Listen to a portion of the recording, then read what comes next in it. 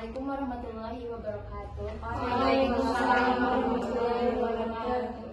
Baik, sebelumnya saya berterima kasih kepada TTT yang telah hadir pada hari ini ya. Sebelumnya perkenalkan, nama saya Salma Marina, merupakan mahasiswi UIN Sunan Gunung Jati Bandung yang sedang melakukan praktek mata kuliah penyuluhan KB, yang dimana saya akan menyampaikan mengenai stunting. Mengapa saya mengangkat materi mengenai stunting? Karena relevansi pada tahun 2019 itu stunting mencapai 27,6%, sedangkan pada tahun 2023 ini menurun hingga 21%, dan nanti itu dan target pemerintah pada tahun 2024 itu mengharuskan turun menjadi 14% ya. Nah, mungkin teteh sudah pada tahu ya apa itu stunting. Ya. Nah, menurut teteh apa sih stunting itu? Jelasin lagi dong, Teh. Oke ya. Jadi stunting ini adalah gangguan pertumbuhan dan perkembangan pada anak akibat kurangnya gizi pada jangka panjang. Nah, anak yang mengalami stunting ini cenderung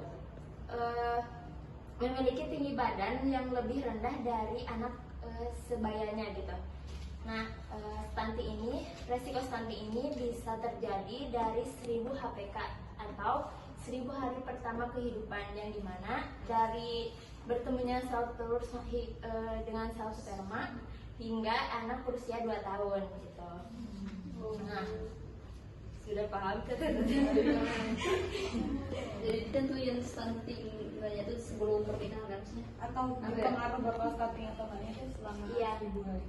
Iya, selama 1000 hari HPK itu. Dia syuting gizi badan. Iya, betul.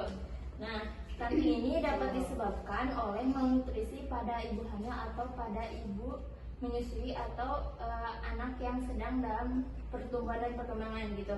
Malnutrisi sendiri merupakan kurangnya asupan gizi yang baik ya, yang dapat menyebabkan stunting itu. Nah, kemudian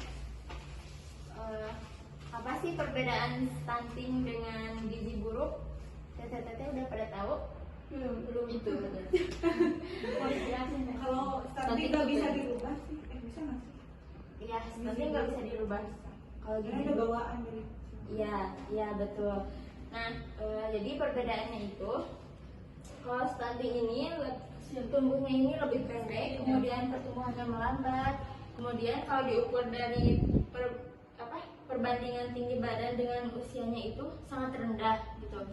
Nah, berdampak pada gangguan metabolisme. Sedangkan gizi buruk ini ada kemungkinan perut buncit, kemudian kulitnya kering, ototnya mengecil, dan diukur dari berat badan itu mudah mengalami infeksi.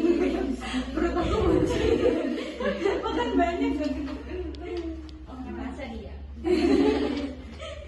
Makan aku banyak. Oh, nyalain orang tua. Terus ciri-cirinya itu apa saja sih?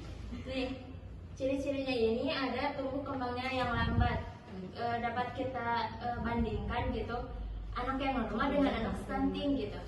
Anak yang normal pada usia 1 tahun itu kan udah bisa jalan gitu ya. Nah, sedangkan anak yang mengidap stunting ini belum tentu dia bisa jalan seperti anak yang normal. Bisa jadi dia merangkak atau dan lain sebagainya. Nah, yang kedua ini wajahnya tampak lebih muda dari anak usianya.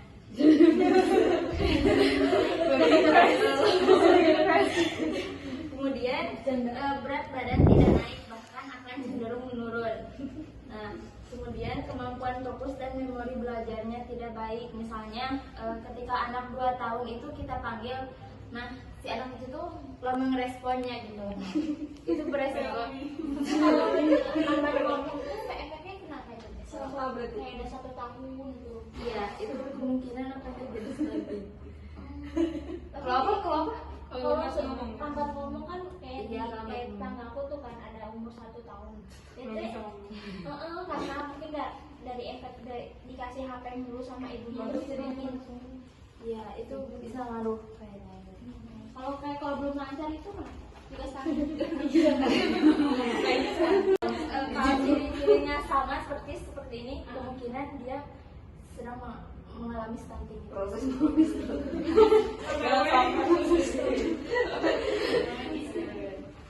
Lanjut ya. Nah, penyebab stunting ini ada dua faktor. Yang pertama faktor internal, dan yang kedua ini faktor eksternal.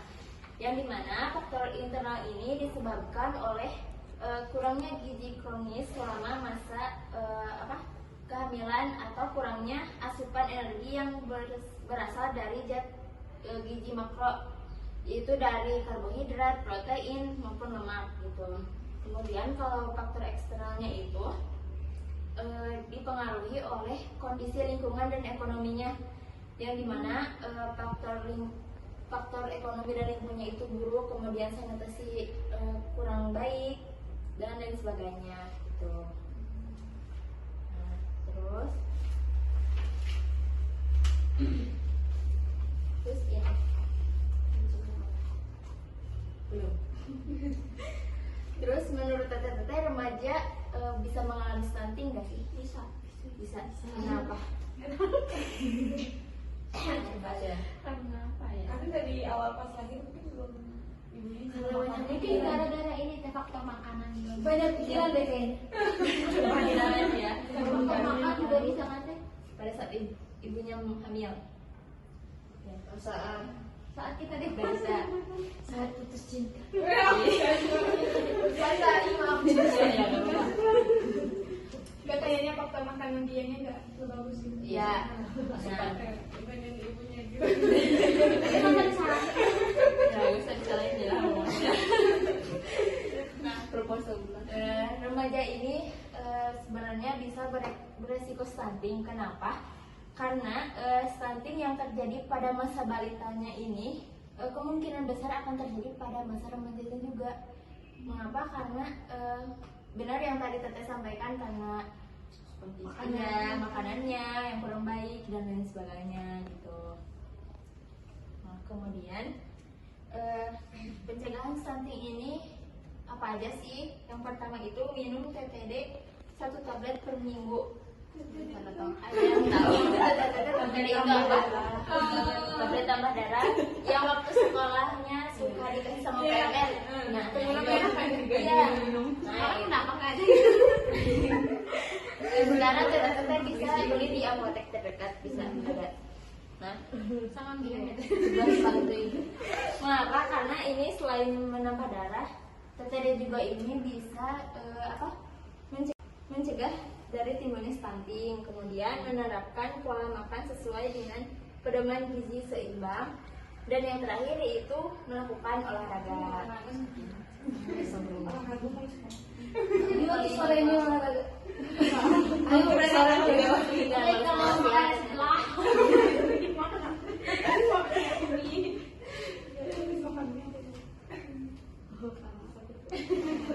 Terus ada yang tahu nggak kenapa kita harus mempelajari stunting? Kita harus mencegah stunting pada saat remaja. Supaya anak ini stunting juga. Ini jawaban aku. Kopi. Dipaksa juga. Bisa lagi ya Teh? Karena mencegah lebih baik daripada mengobati. Betul. Jawaban paling besar. Jawaban aku juga.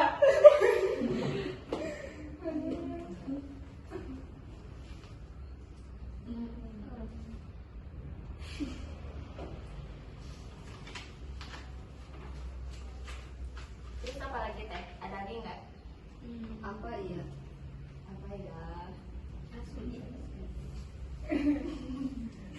Kayak hitung menjaga kesehatan lah.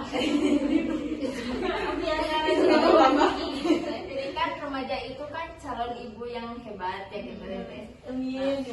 Amin ya. Iya. Nah, kita tuh dengan menjaga keseimbangan tubuh kita, kemudian mencegah dari stunting, kita akan melahirkan generasi yang hebat juga gitu ya. Amin. Dan mungkin cukup sekian yang bisa saya sampaikan.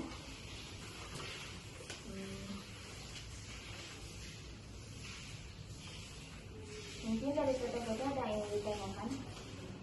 Sudah kita nanya terus malah. Gak apa-apa, Tete, gak apa-apa.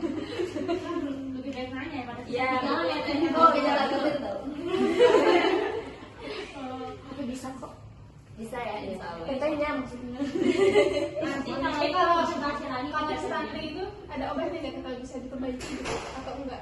Kemungkinan besar kan stunting ini permanen ya. Oh iya. Jadi nggak bisa. Nggak bisa diperbaiki. Oh iya, nggak bisa banget. Jadi ya, jadi selama kita 2 tahun. masih remaja itu kita mencegahnya. 1000 hari hamil atau Jadi lahir? udah kalau stunting udah sampai akhir hayat. Sudah lahir.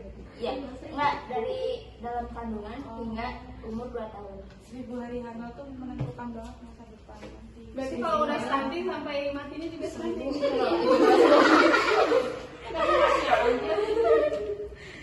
Berat.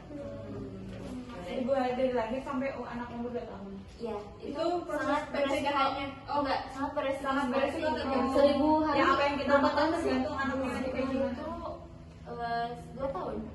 Dari mulai ini sampai nanti lahir. Iya, setelah 2 tahun. Kirain. Enggak, kan 9 bulan doang. 1000 hari belum tua. Baik, nanti kita ada yang mau ngomong lagi? Kalau yang Alzheimer tuh berarti ini aplikasi dari pemerintah. Iya. Emang lagi bikin di pemerintah gitu ya. Sekarang lagi sosial. kalau sekarang itu sudah misalkan katanya mau nikah ya, ketika daftar ke KUA itu nanti ditanyakan sertifikat LC-MIL. Kalau punya ini kan Dari tadi. Oh. LC-MIL gitu. Jadi lain gitu. tapi kenapa nggak di kayak di iklannya gitu teh biar tahu biar Swasta ada TPS-nya juga dijual. Kalau Pengen nyobain tapi gimana? apa? LC-MIL. kamu Ini aku udah buka, ada Udah bisa. hasilnya. Udah bisa. Nih, Tes. daftar Jatim. Kayak daftar. Kalau misalkan ini aplikasi nggak nyambung sama parenting. Parenting? Ya. Enggak. Oh, kalau Itu Pemerintah harus digabung sama Iya. parenting. Kalau pola makan ada di situ. ini buat digital sih. Parenting tuh Ada dia tuh nanti kami bikin aplikasinya semua. Biar demo aja urusan. Mungkin sudah. Mungkin saya cukupkan sekian ya. Kuatkan masa depan dengan remaja berkualitas bebas stunting. Masya Allah. Amin. Terima kasih. Wassalamualaikum warahmatullahi wabarakatuh. Waalaikumsalam warahmatullahi wabarakatuh.